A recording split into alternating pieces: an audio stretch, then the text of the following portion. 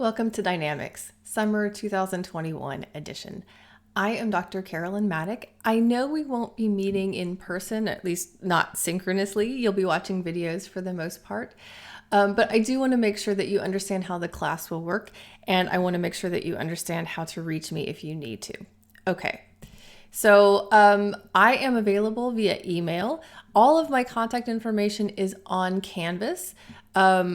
But I want to make sure that you know I'm available via email. My office hours are Monday, Wednesday, Friday, 11 a.m. to 2 p.m. That is via Google Meet. Be aware that to use Google Meet, you have to be using the Chrome browser. So if that's an issue, just let me know. I also realize that people are probably working full time this summer while taking the class. And so you may not be able to meet during the day. If that is the case, just email me and we will set up an alternative time in the evening. It's not a problem. Okay, I am also available via Discord. So if you don't know what Discord is, it's kind of like Skype for groups. So I set up a Discord server for this class. It's optional, you do not need to join, but if you want to, the link is on Canvas, and I am generally there. You can type me a question if we need to. There's a voice and video option as well. So it's a good option, and I'm generally there. Okay, hopefully you've already found the homepage for Canvas. There's a lot of information just about the course here.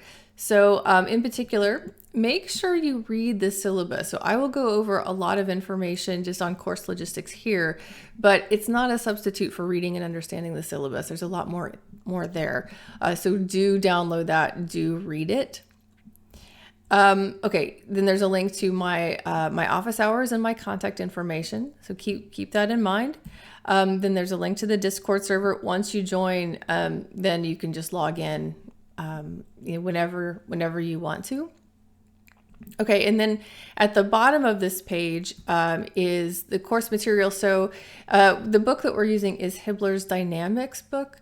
So chapter 12, we'll actually spend a few weeks on chapter 12, and it is available via preview from Pearson. So if you don't have the book yet, just go grab that PDF from Pearson, and that will at least get you started in the course. There is a formula sheet that we will be referencing throughout the course, so you might want to go ahead and download that. And then finally, there are the course modules where I will post lecture videos, and the links to the homework are there as well. So so this is a great place to get started. Be aware that the video will change throughout the semester. So I will be updating it with new information, maybe weekly, maybe every 2 weeks. So do check back and realize that that's going to change. Okay. So if you click on the course modules link, or if you go to modules in the left-hand navigation bar, it will take you to this page. And so all of module 1 is already there. So there's a first day survey. So that's just to help me get to know you. Then there's an introductory video. So that's kind of like some background information, just getting started with dynamics. For every video, I will give you the handout, and what that is just a printout of the PowerPoint slides, and I tend to fill in notes as I go, so that handout will not have the notes filled in. So that is something that you can do as you're watching the video. Okay, and then homework in this class is called Fun Work, and so there's a link there to Fun Work 1. So you can go ahead and get started. I will get the rest of the modules up really, really soon. So if you want to work ahead, you can certainly do that. Yes, and I encourage you to get the homework done as early as possible for reasons that I'll talk about in just a minute. Okay, let's talk about grades. 10% of the grade for the course is participation, and it includes surveys, which I'll talk about in a second. It's not here, but on Canvas, you'll see that there is a professional evaluation component. So what that is first, I want you to respect the other people in the class, but also I find that sometimes people get upset about the way something is going in the course, and they complain about it, but they don't talk to me about it. And if you don't talk to me about it, I can't make it better. So I think that part of professional behavior is respectfully and kindly bringing problems to the attention of someone who can do something about it, and making positive suggestions for making the thing better. And so I do want the course to get better. I want you to tell me if something could be better, and I will reward you with a good professional evaluation grade. So that's what that is. So also surveys figure into the participation grade, and there's already one up there. So there's the first day survey. As I said, it's to help me get to know you a little bit better. There will be another one about the midpoint of the course, just for me to check in and see how you're doing. If you really do not want to answer the questions in the surveys, I do set them up. So all you need to do is start it and submit it, and you should get full credit. Okay, so that's participation. The largest single portion of the course grade is homework. So that's worth 30%. There's a homework due about every week for a total of 12. And at the end of the semester, I will drop the lowest score. So if you're just having a bad week, it won't negatively impact your course grade. Okay.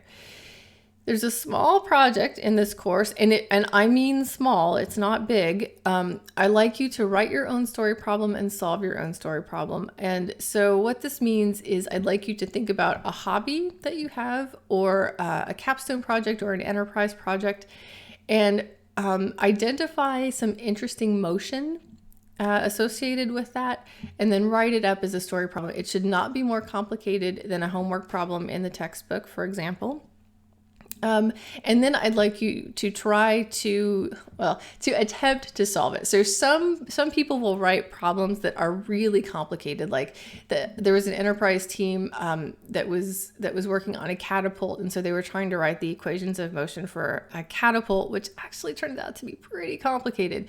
So the solution was really, really difficult, but they made a really good attempt that the students in future semesters of that project could build on. And so it was a very, very successful story problem. So something like that, even if it's too complicated, is still a good story problem. And I'm going to ask you to go ahead and find other sources, because the book is fine, but it's not gonna help you derive the equations of motion for a catapult. So go look, go see what is written out there on how a catapult works. MIT OpenCourseware is great. Khan Academy videos also great. Textbooks, outside this course are great. You can start with Wikipedia. Do not cite Wikipedia, but Wikipedia is really good because it gives you links to its sources, and so follow those links and read, where that information came from, and then cite the original source, not Wikipedia, but cite the original source that hopefully you read in full. So that's the story problem. Have fun with it. One semester, someone explained what the sweet spot on a baseball bat was. Another really interesting one, it would be explaining what the terminal velocity is for something in free fall. So all of these are really interesting story problems. And here's something else that you should know. I grade them very leniently. So this should be an easy 20 points, but you do need to make an effort, right? You can't just kind of look at a really simple system and solve it. Yeah, I'm probably going to say no. I'm going to probably take off points. But if you make a reasonable effort, and especially if you have fun with it, then you're going to get full credit. Okay, so quizzes, there will be 3. I will not drop the lowest quiz score, but I will do something else. So after you take the quiz, if you miss some, if you lose some points, I will allow you to rework those problems and submit it kind of, just like as a homework, but then I will grade that reworked quiz, and I will give you kind of the average of your original quiz score and the new quiz score, reworked with as many resources as you want, right? So you're better off doing really well on the quiz in the first place. But if something happens, if you don't do well, you will have kind of another attempt to get some of those points back. So that's how quizzes work. So you'll take the quiz. If you lose points, you can rework those problems for 50% additional credit. All right. And then there'll be one final exam, which is comprehensive. Be aware. So exams and quizzes, they're closed book, but I actually think that you do better if you have a formula sheet and maybe your own cheat sheet. And so that is what I allow for both quizzes and the final exam. Typically for quizzes and the final exam, we do it via Lockdown Browser and Monitor. That may change this summer, but don't count on it. Just plan on using Lockdown Browser with Monitor for the quizzes and the final exam. Okay, so those are grades. There's one other thing, and this only applies to UWF mechanical engineering students. So we do career advising, and so what that means is that I will assign you to a faculty member, and you will need to fill out the form that's associated with this assignment. You will need to set up a meeting with that faculty advisor and talk to them about career planning. And then have them fill out the form after you've met, return it to you, and you submit it to Canvas. There's no grade associated with this, but you must complete this assignment in order to complete the course. If you don't finish this assignment, you'll get an incomplete. Okay, so if you are a UWF mechanical engineering student, I will give you more information in the future. If you are not, so if you're not a UWF student, if you're not mechanical engineering, I will just automatically give you an excused for this assignment. Okay. All right, so Dynamics has the reputation for being a very difficult class, and it is certainly not impossible, but we do cover some concepts that are a bit tricky.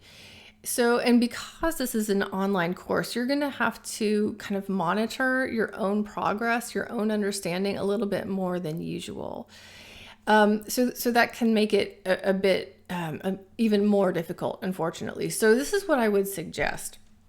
So I record videos specifically for the online version of this course. So they're short. I don't think that there will, well, I suspect the longest, this may actually be the longest video. There will not be a video that is longer than 20 minutes. But even though they're short, it may take you quite a while to get through them because I'll work through examples. I'll give you the introduction, but then I'll work through examples. So this is what I'd like you to do. Watch the introduction, watch the introduction to the problem, and then you try to work the problem yourself.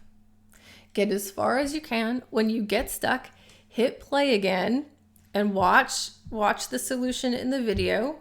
And when you get caught up to where you got stuck, stop the video, you start working the problem again and try to finish it. So every time you get stuck, then hit play.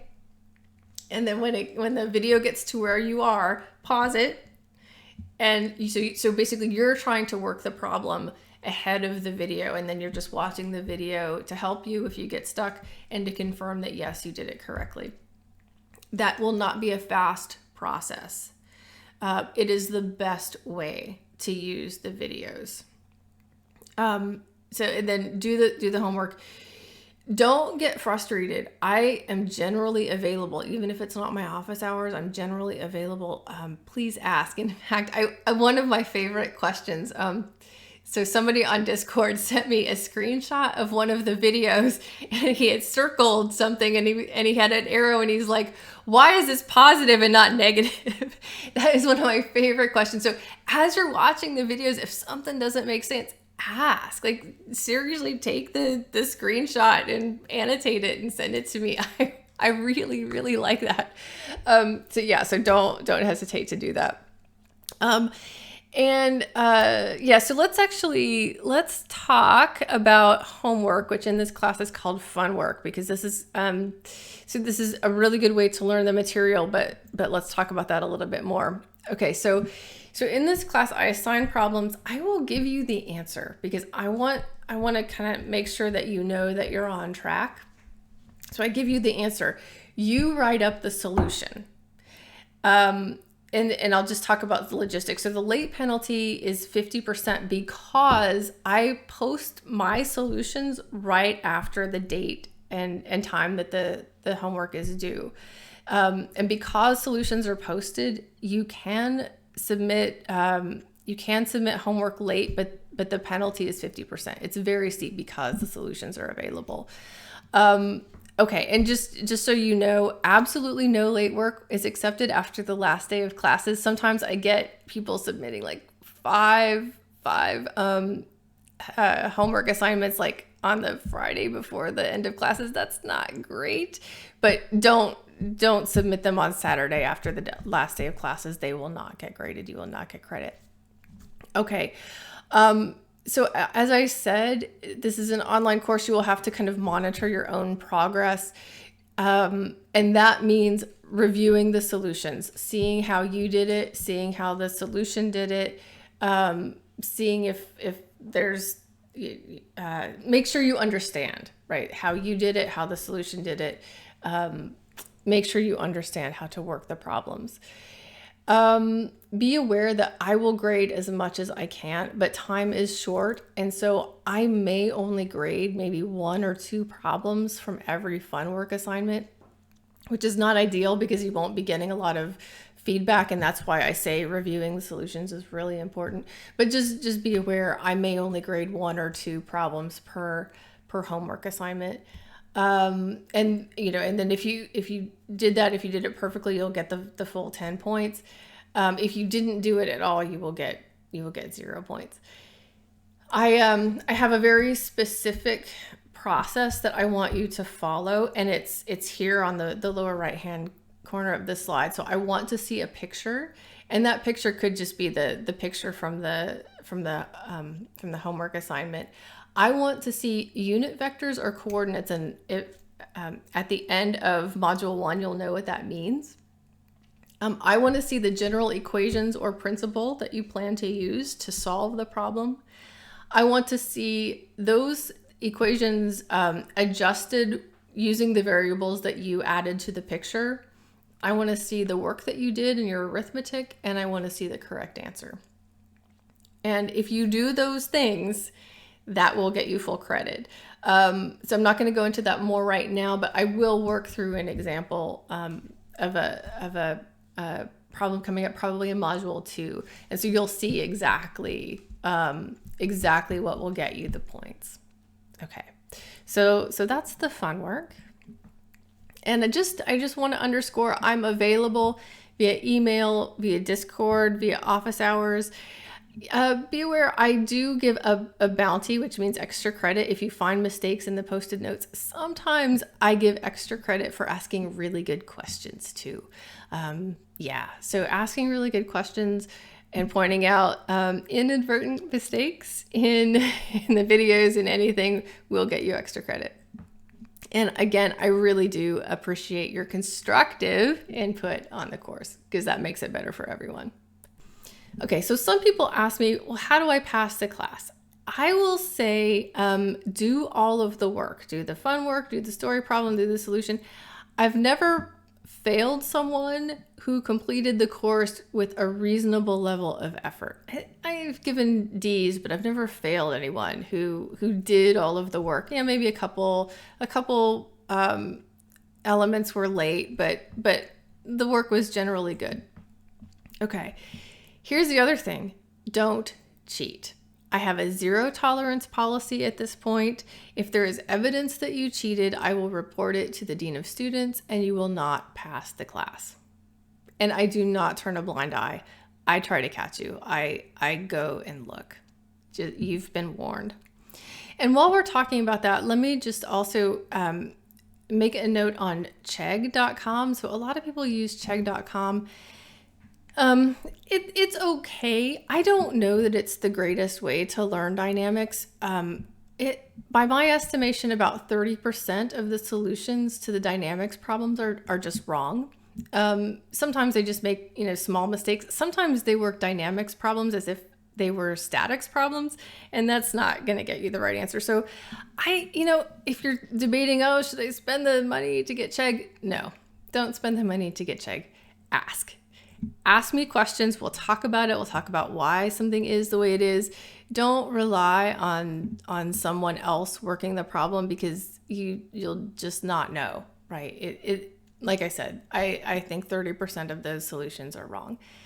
So yeah, I'd rather sit down and work with you than have you go find a Chegg solution, because I could usually tell if everybody's using the Chegg solution, because it's like, what is this? So anyway, so that's Chegg. That's my note on Chegg. Yeah, so you've been warned about cheating and Chegg. All right. Okay, so last thing, getting started, do go to the modules navigation page on the left side of the Canvas site. Work through module 1. I'll get module 2 up as soon as I can, probably today or tomorrow.